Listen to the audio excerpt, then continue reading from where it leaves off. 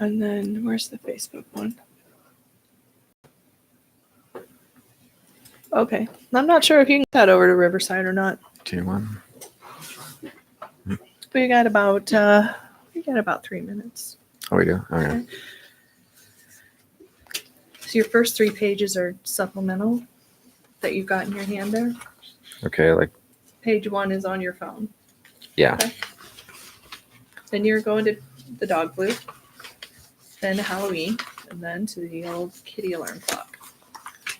So it's a lot of obesity stuff, dog flu. If we have extra time, we can come back to the obesity because there's so much to talk about. It's crazy. Hang in there, Turkey. Just a little bit longer. Oh, Chorky. And then I'll let you get down. Baby doggy. There. We'll just say hello to Turkey. Oh. Thank you, Turkey. You're going to give Daddy a kiss. I'll let you get down. You're Mama's puppy. You're really Mommy's dog. You're Mommy's doggy. Oh. That was kind of a little impish. She went like this. Like that. I saw it, Chorky. Hang up here, Chorky. It's a little bit long. Oh, honey, it's okay. You're all right. I know. Let me hold it. Like that. Hold up. Well, hang on a second. And then you can be down. Then it's over. Oh, okay. I'm back over here. Just hang in there. You got about a minute, Jim. Okay. McDonald's cheeseburger, 330 calories. Shocking. Chorky always knew what McDonald's was. After she came up here, I think she'd been to a few McDonald's in her life before we got her. It's kind of interesting. I mean, it's almost like that was her main source of food. Well, yeah, you can see 330 calories per piece. She was a little thing, though. That's not the whole burger to either. Turkey.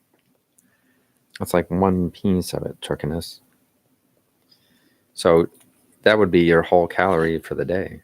Mm-hmm. I mean, for her weight. For a dog like that. One piece. That'd be it. That'd be it. One turkey piece. 20 seconds, Jim. All right.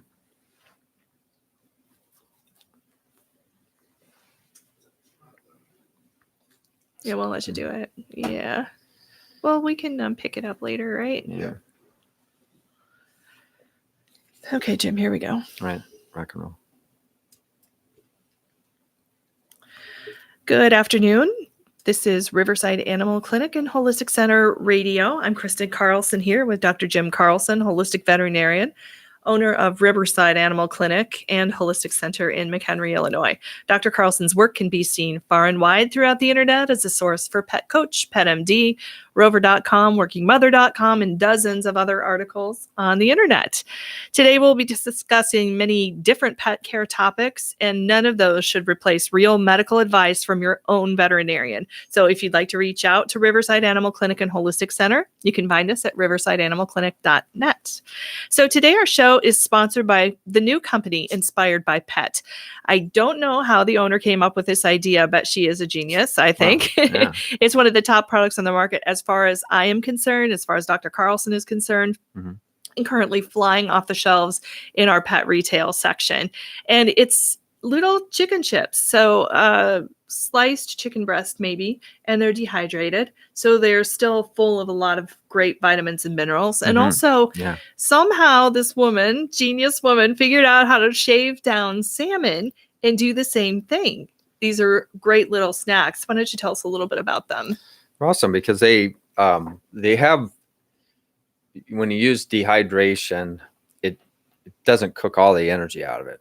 Oh, see what I mean? So all the energy and all the vitamins and nutrients are still packed in there. The cooking process will take away a certain percentage of those, and so those treats are all natural.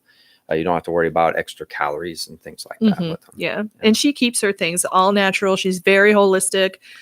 She's creating pet foods as well. So if you're interested in anything like that, you should visit inspiredbypet.com. These are nice little crunchy little chips. It's sort of like a Lay's, except dog food. It is and a doggy there's Dorito. Nothing chemically doggy Dorito, except there's nothing chemically and no cheese. That's right. It's all natural. In fact, we took some home and I mistakenly left them on the counter, but in the back of the counter, and they were so crazy about them, they jumped up there and picked them off anyway. Even And I the came cats downstairs. want some. It was Yeah, shredded cats are bag. going crazy. Yeah. No artificial flavoring, sodium, and really no chemicals. So a great product inspired by pet.com. And thanks for sponsoring us today. So the calorie load, this is kind of a good topic because the calorie load in dog treats can really be quite high. Yes, it is. And if we have a calorie count chart, and the guideline We'll be putting is, this on our blog because it's pretty shocking. It is. And the guideline, no more than 10% of your pet's calories per day should be from treats. So you have to choose wisely. And getting your pet into fruits and veggies is a good idea. And I prefer all natural treats. Like there's several varieties. Obviously, the one that we just talked about. Inspired by pet. Inspired by pet. Yeah. There's, but using freeze-dried and cold compressed type treats are very, very important. Mm-hmm. There's a good website called preventivet.com, and that helps you determine your pet's resting calorie needs. Then there's a calculator to show you how many calories and treats you'll need daily. So it's pretty easy if you use the list. We have here a popular treat, so you'll be able to put all of this together on our website, and then you can choose the treats based on how many calories you can actually add. This is a kind of fascinating little chart that we will put that, and we'll put the preventivet.com website up as well on our blog, because you can run your pet's metabolic rate, everything. There's a calculator for it. Super awesome. Yes. So some of these pet treats are really calorie laden. There's one called Busy Bone Chew Large. It is 732 calories. That's incredible. And the Busy Bone Dental Large is 443. Now, Chorky, our little puppy who just went to sit on the floor, and she wishes you a happy Halloween too. Something like that would be an entire day's worth of food, or 2 days worth of food, right? Like if you look at it, one piece of McDonald's cheeseburger, 330 calories. And just kind of thinking back to based on her weight, she could probably have it'd be less than 40 calories as a treat. So if we gave her one little piece of McDonald's cheeseburger, that's her whole meal. That's it for the entire day. Yeah, okay. That's all the calories. These things add up over time. Like you want to give the pill and some peanut butter in the morning. That adds up. It's 81 calories. And then you go obviously to the fruit and vegetables. Those are much, much better. There's one that I know a dog trainer who uses these. They're called Bill Jack liver treats, and those are very low calorie, just 8 calories for that. So there's just a variety of different things here that, you can look at and consider when thinking about the extra calories you're adding into the diet. A lot of people, just don't know. And the other question they have when they're feeding a pet and the whole pet obesity thing is, like, what am I supposed to feed my dog? How much is it supposed to be? What's the deal with this? Everyone's confused. Always follow the label. Okay. But if you're looking at in terms of 59% of cats and 54% of dogs are overweight and considered obese. So if you're taking an obese dog, you don't want to really feed it to its obese weight. So if it's 100, say it weighs 100 pounds. Okay. But it's 20 pounds overweight, you don't want to feed it for a 100-pound dog. You want to feed it to the goal weight, which would be an 80-pound dog, for example. So here's this is Farmina food. We're selling this in our office now, fully stocked. This is a great food. It's Italian, non-GMO, low GI, no artificial preservatives. It's raw, dehydrated kibble. This is an absolutely wonderful dog food. And when you rip it open, it smells exactly like what it says on the label. Oh, I did this in the car. This is the one. Yeah. Herring and orange. Like one of the cats in the clinic had gotten into it and chewed a hole in it. So I'm like, I'll take that home for the dogs. Man, I put that in my car on a hot summer day. Yeah, I know. Like, oh my gosh, what smells in here? But it does exactly smell like all the ingredients in it. So it does. For, all right, this is in Italian, but this is English. 22 pounds dog would be 1 to 1.5 cups. And then, really going up from there, it's not that much food. It's not as much as you think your dog is going to need. And I believe it's because this is really nutrient dense.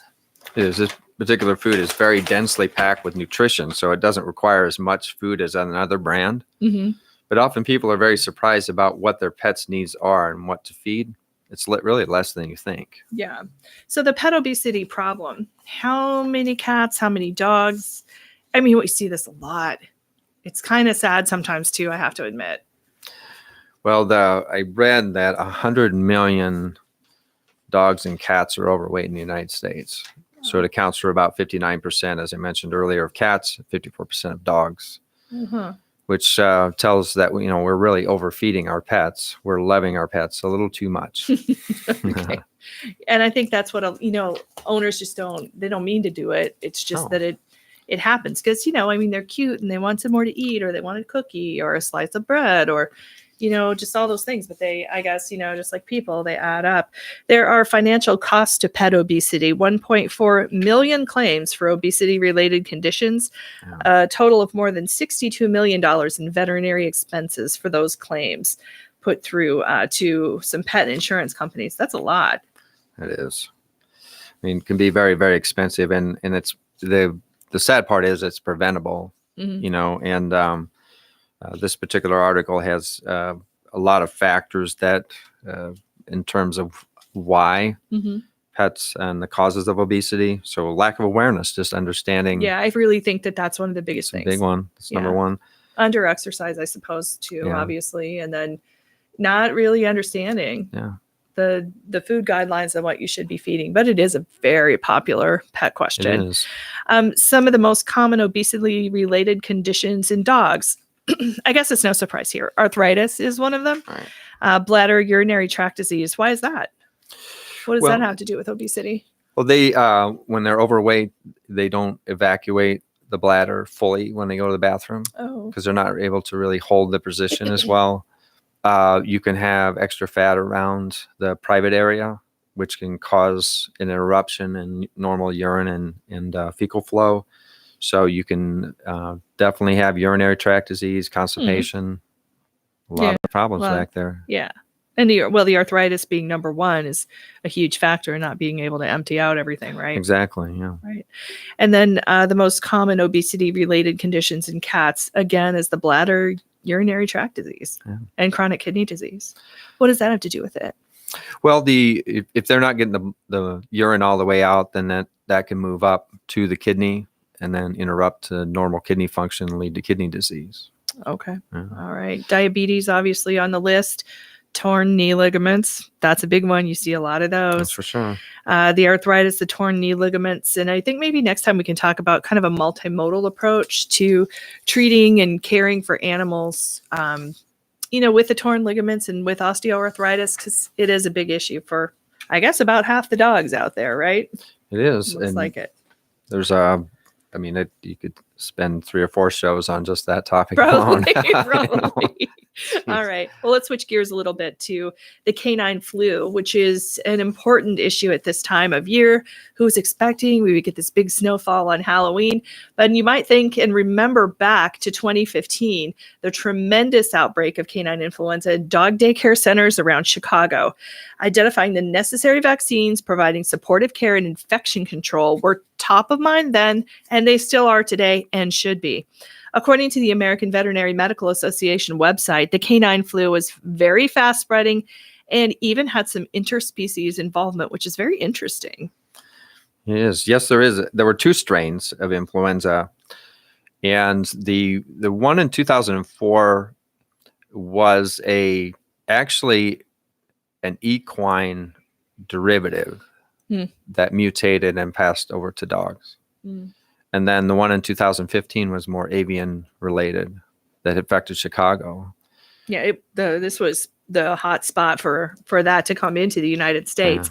They say that one developed in Korea, China, and Thailand. And that crossed over from the avian side and into dogs. Wow, that's scary. Yeah. It seems it was at the time, I remember it being a shock and even kind of a panic, and no one really was ready for this flu virus at all to hit, and especially so close to home. Right. With so many dogs becoming ill so quickly, it was important to identify the strain quickly, ad libs, and to have a new strain discovered so close to home was a bit frightening. So, when it's a virus like that, and you're really concerned about, the widespread of it, because when it's aerosolized, you can carry it on the clothing. You can, dog to dog. When you're worried about, can I get the flu and stuff like that? Can I spread it to my pets? Often it can be quite scary. Mm-hmm.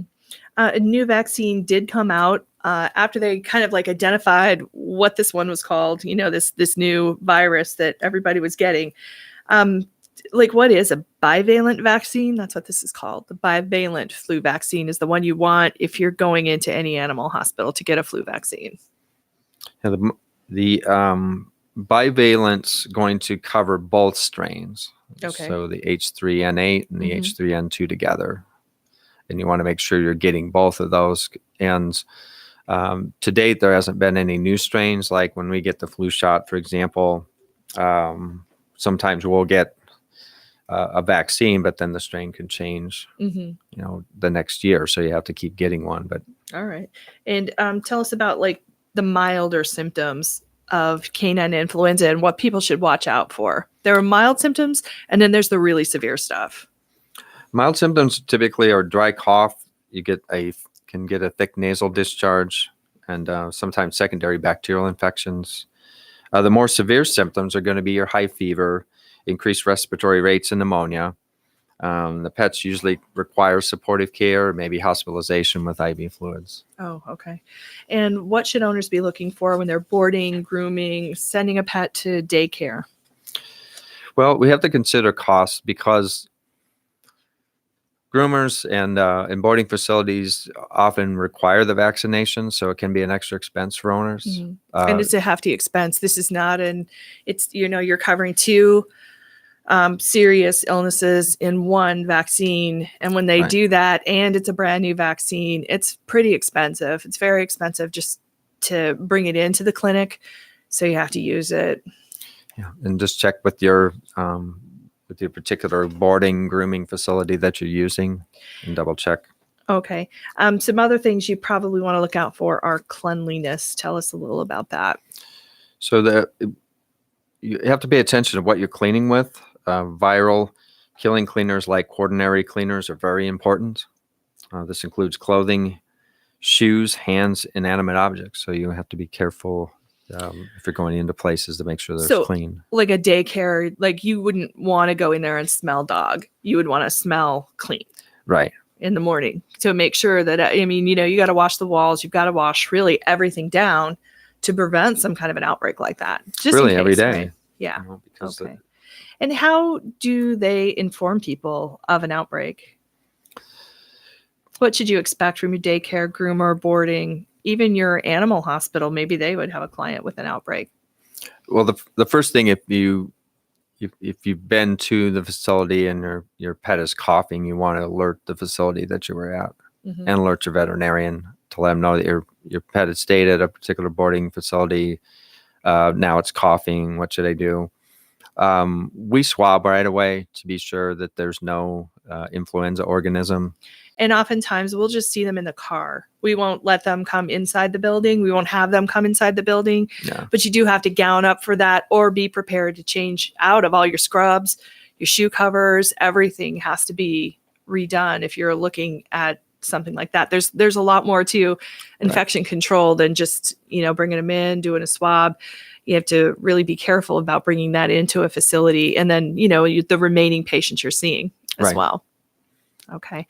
And I know a lot of times, these costs can end up very hefty, and sometimes people do become a little bit angry, say, hey, I took my dog to this place and he got sick and he got this terrible outbreak. In 2015, there's just really no way to even know what that was, especially in the beginning. It's like, whoa, what is this?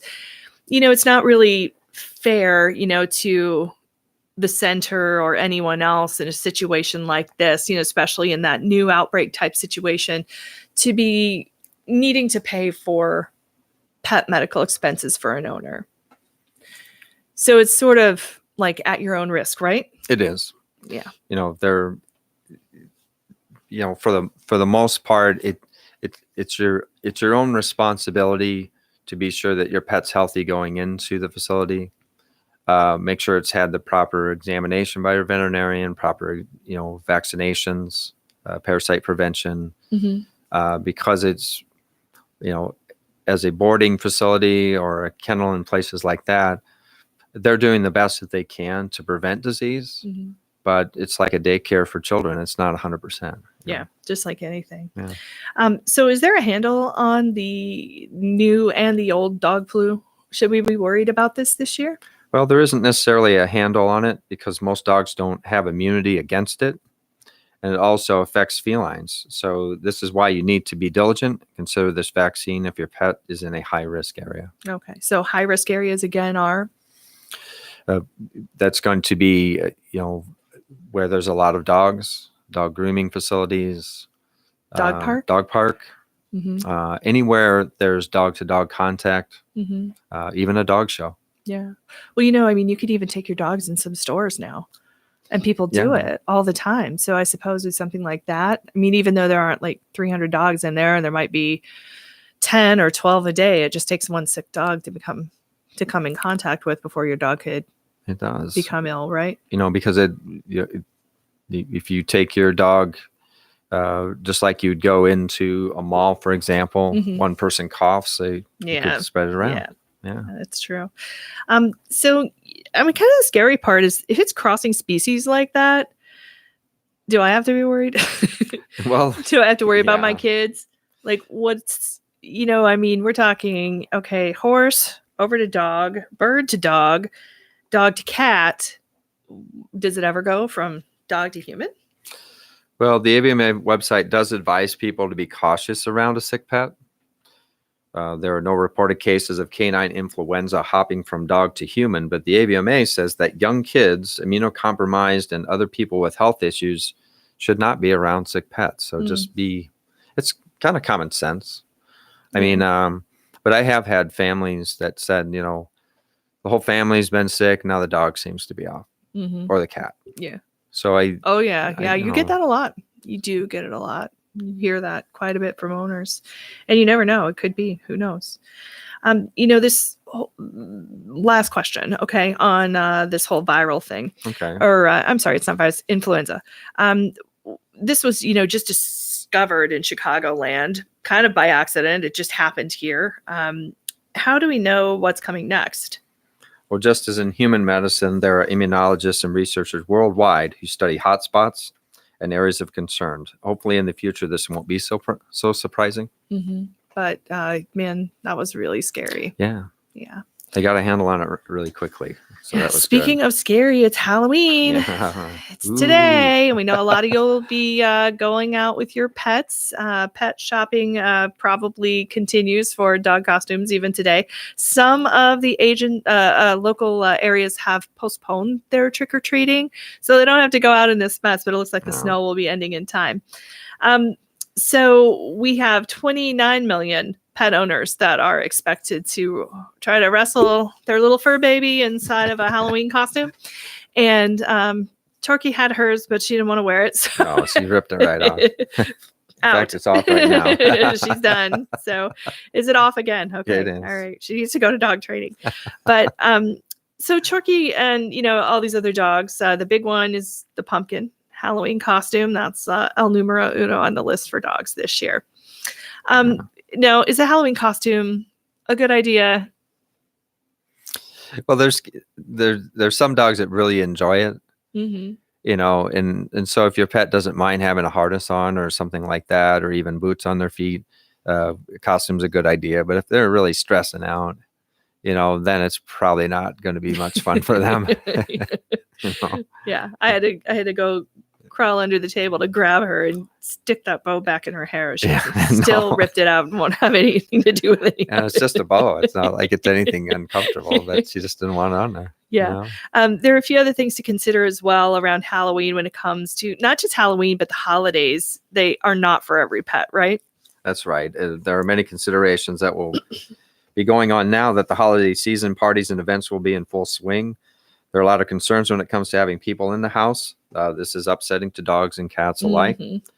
First, parties, events being left alone, costumes are all an interruption of the normal routine.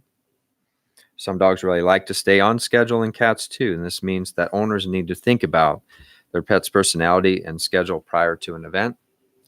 If your dog has a fearful or loud reaction to the doorbell or visitors, you need to plan before Halloween about a restful place for your pet to stay. That might be a basement, bedroom, or even someone else's house for the night if you're having a party or trick-or-treaters. There are other pitfalls during the holidays. Usually those are food related.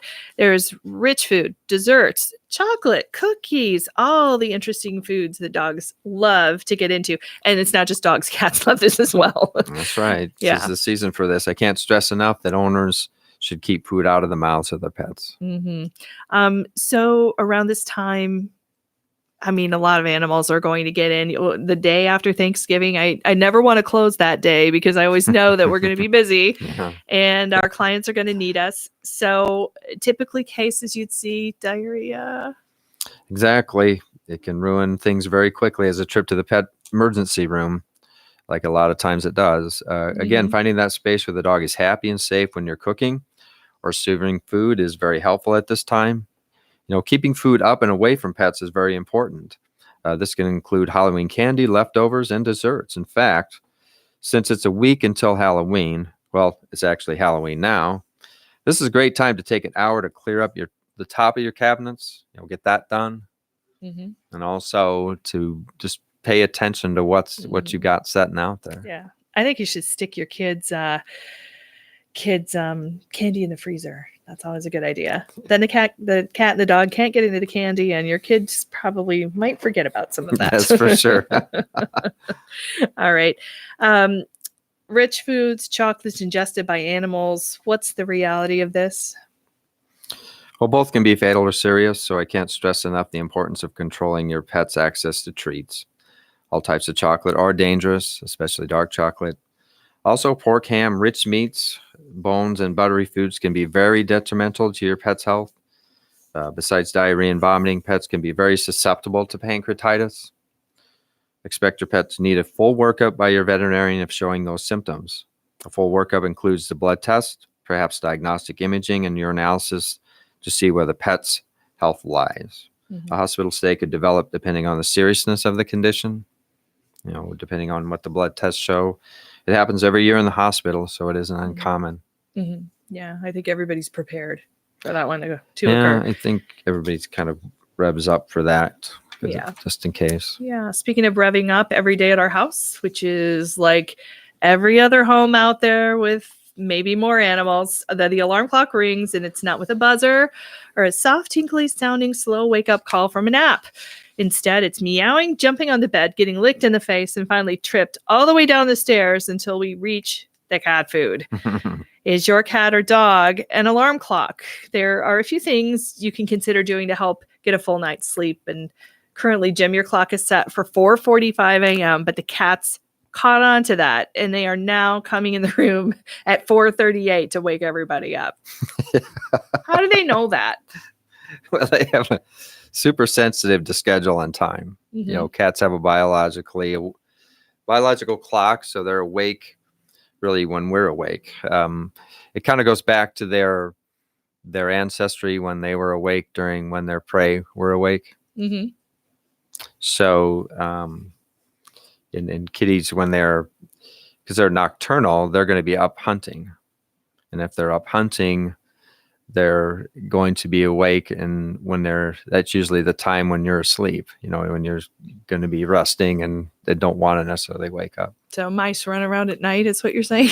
Yeah, that's for sure. And then they still remember that, even though, we're feeding them cat food, that's their mouse to them. Oh, okay. All right. So instinct. Yeah. Hopefully there aren't any mice running around the house. What can be done to kind of curtail some of this? Because even if we lock the cats out of the room, they are literally pounding on the doors. They're sticking their paws up underneath it, trying to unlock it, and then scratching at it. So you're awake anyway. Like, what can you do? This is pretty crazy cat behavior. I mean, I don't mind getting up and feeding somebody, but only if I didn't feed you the night before. Yeah, well, it isn't. I mean, you can train cats, and according to the DVM 360 magazine, we're really doing it all wrong. Mm-hmm. Positive attention at specific times that you want, so you kind of set your schedule based on that. Don't get up to feed the cats, which is my mistake. That's the first thing I do is I get up and feed them. Mm-hmm. So they're recommending try an automatic food dispenser, like in the basement or a lower. Oh yeah, that's going to be a big activity. So then it's time to go off at a certain time. So they're gathered around the dispenser, not gathered around, waking you up. I also made the mistake of feeding. We have one really small cat, and I made the mistake of deciding to give her own Amazon Subscribe and Save. So she gets her fancy feast, little cat food every day. But then, I mean, we got it. She and I got away with it for about a month. And then pretty soon somebody else caught on, and then another one caught on. So now she has to eat in the shower with the door closed. But they're tripping you. Now it's every time I go up and down the stairs, it's like, yum, yum, yum, and tripping you and wanting stuff. They're terrible. Yeah, you can really, I mean, you really trained them to do that. I mean, it's amazing that, and then they tell the next one, they catch on, and then pretty soon you got a whole herd going through there. Mm-hmm. Yeah, terrible. With just a few minutes left here, Jim, just a minute. I just kind of wanted to go back a little bit to the pet obesity fact epidemic, and we've spent a lot of time talking about food today, and for the cats in particular, you have the very common bladder UTI. Does that happen with every cat because of obesity, or are cats just prone to this? Well, I think they're more prone to it because with the extra body fat, they're going to be less active. They're going to have less of a biological activity because they'll probably spend more time sleeping. They're going to be more sluggish. Mm-hmm. They'll be more lazy about going to the bathroom, but also they could be painful. I mean, pain is kind of a silent problem in our pets. We can't. We ask owners to do a pain scale score for us every single time. So, Well, thanks everybody for joining us today. Hope you learned a lot. We had fun, and we'll see you at riversideanimalclinic.net. Take care. Bye-bye.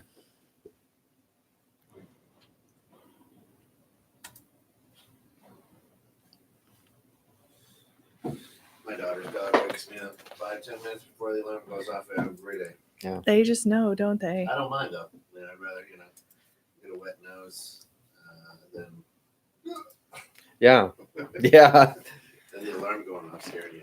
Like, whoa. It is kind of